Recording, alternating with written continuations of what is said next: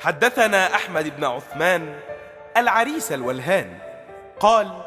في يوم قررت أني لن أتزوج، فكل من أقابلهن ذوات وجه أعوج، هذه شعرها كالليف، وهذه شكلها مخيف، وهذه رائحتها والعياذ بالله كالكنيف، والأخرى لم تكن من أصل شريف، والأخرى كالخرتيتة لم تكن ذات جسم نحيف، فلعنت النساء وقررت البعد عن هذا البلاء. ولكن الحب للقلب مفتاح، حين رأيتها شعرت بالدفء والارتياح، في أول يوم رأيتها فيه كان البيان، هز الداخل الشعور والكيان. يلا قول يا وجدي انت كمان.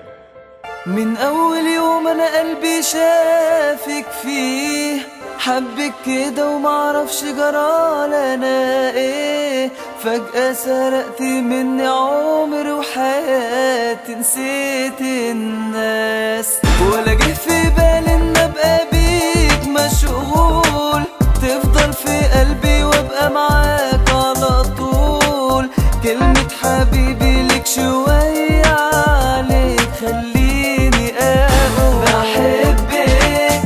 يا مروة، ولقيتك يا مروة، وخدتك من عيون الناس وبقيت معايا انا،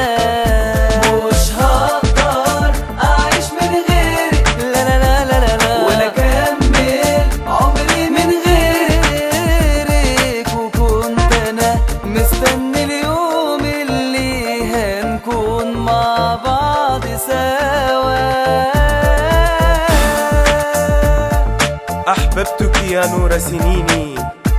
أحببتك قلبا ويقيني، أحببتك إرثا أخلفه حتى لمن وقف لينعيني، أحببتك نظرة عينك خلتني دايب دوب، وفي لحظة لقيت كده حالي مقلوب، اتريني وقعت ومحدش سمع عليا، هفضل على طول شايلك في عيني